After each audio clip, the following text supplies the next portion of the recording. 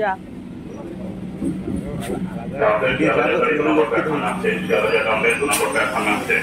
যাও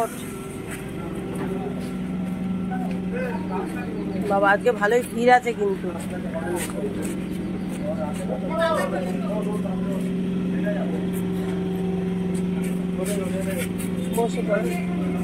ফোন করিস, হ্যাঁ?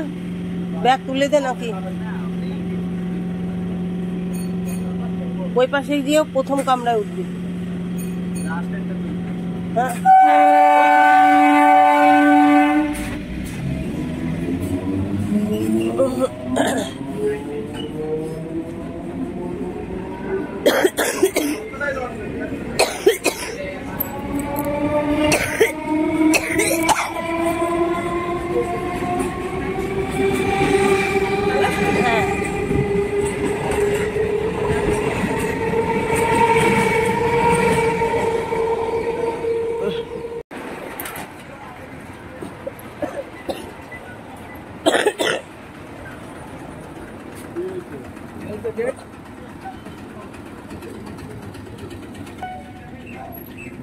শিয়ালদার ট্রেন যাচ্ছে আর ওদের ট্রেন তো বেরিয়েই গেল।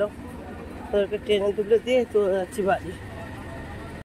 বাড়ি আসলাম, মাস্ক নিলাম আর এই যে ব্যাগ নিলাম, খাতা নিলাম, ডিউটি বেরিয়ে পড়লাম। কারণ তোমার ছেলেদের স্কুল যেতে হবে আজকে, তারা আছে। আর আজকে হচ্ছে স্প্রে হবে, সেই তখন হতে হতে বন্ধ হয়ে গেছিলো নানান কাজে। ওর জন্য মাছটা নিলাম, কারণ আর কোনো খাবার হজম হয় না।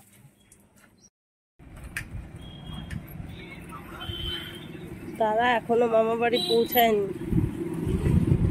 আজকে ট্রেনটা খুব লেট, তাই রানাঘাটে অনেকক্ষণ দাঁড়িয়ে আছে। আর আমি এই যে বাড়ির দিকে রওনা দিলাম। এবার কাজ ওখান দিয়ে আসলাম এখন।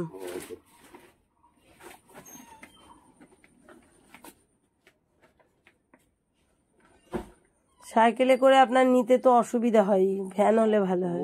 নিয়ে যেতে পারে, এখানে বাঁধায় ওখানে বাঁধায়, আমরা অভ্যাস হয়ে গেছে। এইবার একদম পুরো ছুটি বাড়িতে চলে যাবেন। না বাড়ি এই কটা মারলে বাড়ি গেলে, হ্যাঁ না না এই কটা সমস্যা কিচ্ছু, ওই বড় বড় বস্তায় রেখে বাঁধিয়ে বাঁধিয়ে বেঁধে বেঁধে নেবে।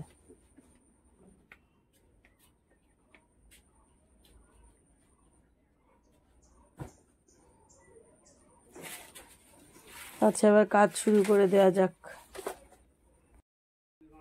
ছেলে আসুক, তারপরে আবার আসবেন। কারণ হচ্ছে যে বইপত্র কোথায় আছে না আছে জানা নেই তো।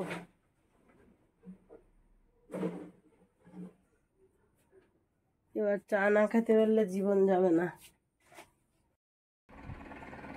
তো চটজলদি চা করে নিয়ে আসলাম বরমশাই আর আমি। দাদা তো চলে গেছে, আর শুভজিৎরা মামা বাড়ি। এই যে বিস্কুট, চলো চা খেয়ে নি। এত বেলায় আজকে চা। ও ইয়েতে রয়েছে, এ দেখো, তার ছেলে মেয়েরা বাড়ি নেই, খাওয়া দাওয়ার অত ঘন ঘটাও নেই। কলে বাসন ভরা রয়েছে, সিঙ্কের মধ্যে দেখো, এই দেখো কত বাসন সব রয়েছে এরকম পড়া। এখন যাবো স্কুলে, ছেলেদের আজকে রেজিস্ট্রেশন। ওর বাবা পড়িয়ে এসে ওই যে খাতা বই বিক্রি করে সব জেরক্স টেরক্স করে রেডি করে দিয়েছে। আর এখন আমি, বর্মশাই আম কাটছে, খালি গায়ে তা দেখাচ্ছি না।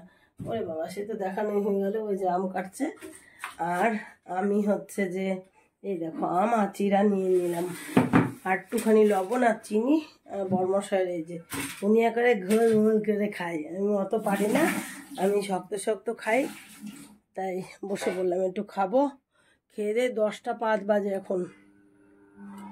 ঘড়িটা খারাপ হয়ে গেছে, ঘড়িতে এখন বাজে 5টা 25, আদেও বাজে 10টা 5। তো একটু খেয়ে দিয়ে নিয়ে স্কুলের দিকে যাবো এই রোদ্দুরের মধ্যে। তো চলো খেয়ে নি বন্ধুরা, চিরা আম। আর ওরা পৌঁছে গেছে, ওর মামা মোটর সাইকেলে করে দিকনগর বাজার থেকে নিয়ে গেছে। পৌঁছে গিয়ে বসে জল টল খেয়ে, দিদা জল করে দিয়েছে, খাবার খাচ্ছে, ফোন করলো। হ্যাঁ ঠিক আছে। তো বন্ধুরা খাওয়া দাওয়া হলো, চিরা আম খেয়ে দিয়ে বেরিয়ে পড়লাম। এই দেখো, এই ফাইলের মধ্যে রয়েছে তোমার রেজিস্ট্রেশন, মানে আসলগুলোও নিয়েছি, আর ওর বাবা পিন আপ করে দিয়েছে সেটাও নিয়েছি। আর সেদিনকে কম্পিউটারের বিল দিয়ে আসলাম, জানোই তো, খাতায় তোলা হয়েছিল না, সেটাও নিয়ে নিলাম।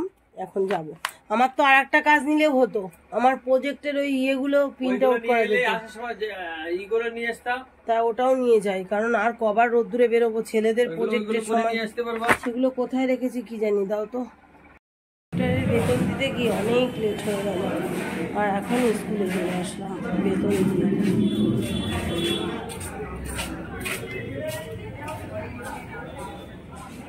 ওটা 20 বাজে, টাইম সেই পড়েছে, স্টুডেন্টরা সব দাঁড়িয়ে। অ্যাকচুয়ালি তো আজকে স্কুল ছুটি, কিন্তু অফিসিয়াল আনঅফিসিয়ালভাবে হচ্ছে। যেহেতু সব স্টুডেন্টরা এসেছে, গার্জেন খুব কম, তার জন্য আমি সবার আগে জমা দিয়ে দিলাম। গার্জেনদের লাইন দিতে হবে না বললো হেড স্যার। আর আমি শুভজিতের সব গোছানো ছিল, দেখতেই পেয়েছো, বর্মশাই গুছিয়ে দিয়েছে। এবার বাড়ির দিকে যাচ্ছি। এবার স্যার স্টুডেন্টদের খুব বকছে, কারণ সাইকেলগুলো সব পড়েছে, আর তার মধ্যে আমার সাইকেলটাও রয়েছে। হ্যান্ডেল বেঁকে কি অবস্থা হয়েছে জানো না। তারপরে চলে এলাম লোকনাথ সাইকেল। দারুণ হয়েছে, দারুণ। আর হচ্ছে আর রাজা রামমোহন রায়টা এর নিচে হয়ে যেত না? হ্যাঁ, এইটার নিচে বেশ হয়ে যেত। হ্যাঁ, খালি খালি পেজ নষ্ট করে কি লাভ হবে?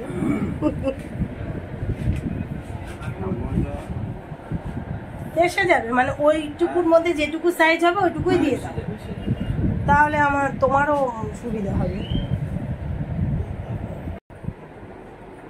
সকালবেলায় বেরিয়েছি, সব কমপ্লিট করে তারপরে ঢুকতে পারি। 30 বাজে এখন, আর এই যে বাড়িতে ঢুকলাম।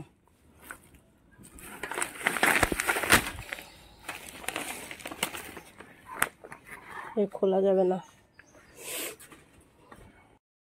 উপাধি কেটে দিল। ওর বাড়ি গেলে তো শাক পাতার অভাব নেই। তা দেখো, ঘড়ি ঠিক হয়েছে, সারাইছ? 1:25 বাজে, ঘড়ি সেরে নিয়ে এসছে। ও বাজারে গেছিল, আমি তো টুকিটাকি কাজ করলাম, কম্পিউটার সেন্টারের সমস্ত প্রজেক্ট করে আনলাম, ওদের ভর্তি করা। তারপরে যে বান্ধবী দিয়েছে দেখো, এই যে জামরুল সাবান, এই দেখো সাবান দিয়েছে একটা, মাথা যন্ত্রণা করে আমার, তার জন্য একটা রেলের জল দিয়েছে। বাবা, জলটা মনে হয় কম্পিউটার সেন্টারে রেখে এসছি। আম চাম হাবি জাবি সব দিয়েছে। দেখো আমরা বাড়িতে আমরা হয়েছে, সে আমরা দিয়েছে, মানে বহুদিন দেখা হয় না তো। জাম আমার বাড়িতেই শুধু জাগা নেই, বান্ধবী কুমড়ো শাক, আরও বান্ধবীর দাদা আরজি করে ডাক্তার, ক্যান্সার ডিপার্টমেন্টের, তাই আমার বাবুকে নিয়ে তো একটু সন্দেহ কষ্টের মধ্যে আছি আমরা দুজনেই। তা ওর সাথে একটু কথা বলে আসলাম, ওর ভাইয়ের সাথে কথা বলবে, বললো চিন্তা করিস না, ভাইয়ের সাথে কথা বলবো, প্লাস ওই কার্ডিওলজি বিভাগে গিয়ে যোগাযোগ করতে বলবো। তাই এইটু মনের শান্তি আর কি। চলো জামা কাপড় ছাড়ি, সেই সকালবেলা। আম কেটে রেখেছো কার জন্য? তুমি খাওনি? এই দেখো আম কেটেছে, খেয়েছে, আমার জন্য রেখেছে। আমি কিন্তু আম খেয়ে গেলাম, দেখলা এত আম খেলে আমার যা ঠান্ডা লেগেছে, আর ঠান্ডা কমবে না, শোনে না কথা। আর এই যে ন্যাংরা আম খেতে ভালোবাসি, তার জন্য। তো চলো আর কথা বলবো না। আম হাওয়া খেলাম, রেস্ট নিলাম। 1:58 বাজে, রান্নাঘরে এলাম। বরমশাই কেটে ধুয়ে রেডি করে রেখেছে। এই যে একটা নিরামিষ তরকারি, ডাটা টাটা হাবি জাবি সব কিছু, আর পটল আলুর রসা। আর ও পাশে বরমশাই কাঠের উনানে চলে গেছে ভাত বসাতে, আর ওই যে কুমড়ো শাক আনলাম সেটাও কাটছে। কারণ এই রান্নার পরে যদি আমার ধৈর্য থাকে তাহলে আমি আবার একটু ওই তরকারি করব, আর ধৈর্য না থাকলে তো আর করব না। কলে এক ডাং বাসন রয়েছে সেই কালকে রাত্রির থেকে, সেগুলো ধোবো, স্নান করব, বিশাল টায়ার্ড আমি। তো চলো বন্ধুরা, তেল দিয়ে দিয়েছি, খুন্তি খুঁজে নিই, রান্না বসিয়ে দিই। 4:05 বাজে, স্নান করে জামা কাপড় নিয়ে বেরোচ্ছি এখন। আর ভাতের হাঁড়ি ওই যে ভুট করা, বাসন বরমশাই ধুয়ে দিয়েছে ঠাকুরের, এখনও ঠাকুরকে মিষ্টি জল দিতে পারিনি। এই হচ্ছে আমার ছেলেদের বাড়ি না থাকা জ্বালা।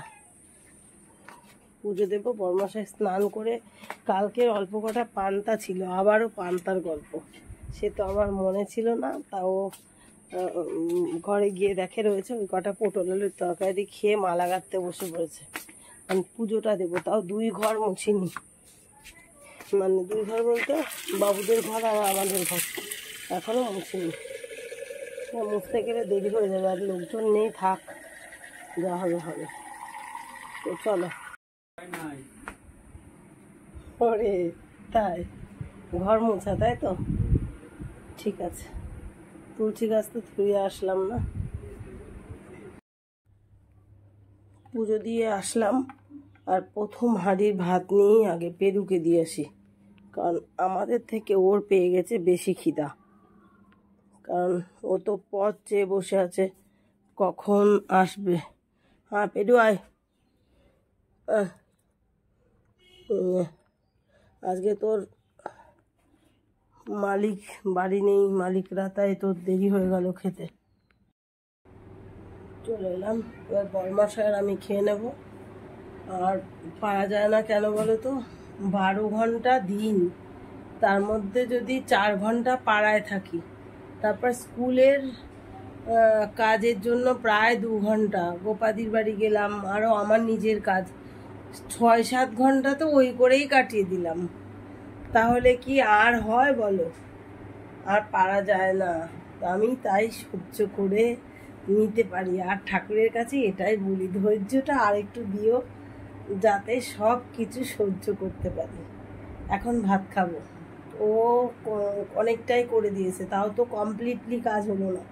প্রথমত গ্যাস মুছিনি, কড়াই থেকে তরকারি ঢালিনি, কড়াই মাজার জন্য রান্নাঘর কলে রাখিনি, তারপরে বড় ঘর ছোট ঘর মুছিনি, এতগুলো কাজ করিনি। তাহলে যদি সব কাজ করতে হতো কেমন হতো বলো। আমি বাসন মাজছি, জামা কাপড় ধুচ্ছি, আর ভাবছি সুতোপার কথা। সুতোপার অ্যাকচুয়ালি তো এই সব ঝামেলা নেই, আবার ওর আবার বড় ঝামেলা, অফিসের ভাত সকালে দিতে হয়, সেই শরীর খারাপ হোক, আর যেমন ঝামেলা নেই আবার আছে। আসলে যার যারটা শেষে বলছে, আমরা হয়তো অভিমান করে রাগ করে বলি, কিন্তু বলাটাও ঠিক না, আবার এসে যায়। মানে আমি ইয়ার্কি মেরে বলছি যে ও একে একে সব নিয়ে চলে যাচ্ছে, একটি বার বললো না। আমি তাও যেচে যেচে জিজ্ঞাসা করলাম, সুতপা তুমি কবে যাচ্ছ ওই বাড়িতে? বললো এখনো ঠিক নেই। ভিডিওগুলো দেখছি আর বুঝছি, ওরে বাবা রে, তুমি আমাকে বললা না, এসি কেনা হয়ে গেল। আজকে আমি বাড়ি আসার পরেই বরমশাই বলছে গাড়ি এসেছিল, সব জিনিসপত্র নিয়ে গেল। কত বোঝালো আমার বরমশাই, ফুলদাদা, আমি ভেবেছিলাম হয়তো বা যাবে না বা কিছু। আর দয়া করে তোমাদের করে জোরে বলছি, তোমরা বলেছিলে যে, কেউ বলেছো কাকির দিকে খেয়াল রাখো, কেউ বলেছো সুতোপার দিকে খেয়াল রাখো, কখন কখনো চলে যাচ্ছে, আমি কি করে বলবো। এর জন্য তোমাদের কাছে আমি সরি চাইছি। আজকেও আবার গেছে মনে হয়, বরমশাই তো আর ভুল দেখেনি, ঠিকই দেখেছে। চলো আর কথা বলবো না, ভাবছি স্নান করছি, আর ভাবছি গিয়ে বন্ধুদের কাছে একবার সরি চাইতে হবে, সেটাও বললো না। ও আমার বাড়ি ফুল চাইতে আসলো, আমি বললাম দেখো সুতপা ফুল আনিনি, ও আবার মনে হয় বাজারে চলে গেছিলো। ফুল টুল দেখলাম তো বাবা লোকনাথকে খুব সুন্দর করে সাজিয়েছে, তাও বললো না আমার নতুন বাড়িতে পুজো বা কিছু, কিচ্ছু বললো না। বলো এগুলো এগুলো আমি মানে ইনসাল্ট করে বলছি না, এমনি বলছি, হয়তো বা ভয় পাচ্ছে বা খারাপ লাগবে, দিদিকে বললে দিদি আবার বেশি কথা শোনাবে, অনেক শুনিয়েছি, বলেছি, বুঝিয়েছি, তাই। চলো আর বক বক করবো না, ভাত খেয়ে নি, বর্মশাই চলে এসছে, ভাত বেড়ে নি। শুভ সন্ধ্যা। সন্ধ্যাবেলায় ফুল গাঁথতে গাঁথতে আমি নিজেই চা করে নিয়ে এলাম আর বিস্কুট, কারণ আজকে তো বড়বাবু ছোটবাবু কেউ বাড়ি নেই, তাই চা নিয়ে খাচ্ছি। বরমশাই ফুল গাচ্ছে, ও পাশে দাদাও রয়েছে, দিদিও রয়েছে। বন্ধুরা দেখো, পাউডার নিয়ে শুয়ে পড়লাম পিঠের দিকে, গা হাত পা সব ক্লিন, দেখো পিঠের অবস্থা শোচনীয়, তাই শুয়ে পড়লাম। এখন 12টা 10 বাজে, ছেলেরা এখনো মামা বাড়ি ঘুমায়নি, ফোন করলাম। আমরা ওই যা রান্না ছিল তাই খেলাম, অনেক ফুল ছিল তো দেরি হয়ে গেল। এই খেয়ে শোয়া ঠিক না, তাও শুয়ে পড়লাম। আর আজকে বাবুদের খাটে শুয়েছি, বাবুরা তো বাড়ি নেই। তো চলো, দেখা হবে আগামী দিন নতুন ভিডিওতে। তোমরা সবাই ভালো থেকো, সুস্থ থেকো, টাটা, গুড নাইট বন্ধুরা। সবাই আমাকে জানি না আমার কে আপন কে পর কিছুই জানি না, আমার মেসেঞ্জারে বেশ কতগুলো মেসেজ এসেছে, ওই সুতোপার বাড়ি থেকে ছেড়ে দিয়েছে তাই, তা আজকে একটু চলে গেছে, তাই আমি একটু সময়ও পেলাম না যে ওদের বাড়ি যাবো, জিজ্ঞাসা করবো বা কিছু। সুতোপা গেছে কিনা তাও জানি না, ফোন করেছিলাম তো ফোন তো মিস কল হয়ে গেল, তুললোও না, কি আর করা যাবে। যাই হোক, আর মিস কল দেখে কলও করলো না। তো মেসেঞ্জারে 2-1 দিদি, আমার মনে হয় ভালো মানুষই, তারা আমাকে জিজ্ঞাসা করছে সুতোপার অবস্থা কি, ও কেমন আছে কি, সবাই মানে আক্ষেপ করছে, আমারও খারাপ লাগছে। তো আমি এখনও কোনো উত্তর দিইনি, পরে এক সময় একটা রিপ্লাই দিয়ে দেবো। চলো, অনেক বকবক করলাম, টাটা, গুড নাইট বন্ধুরা, ভালো থেকো সবাই।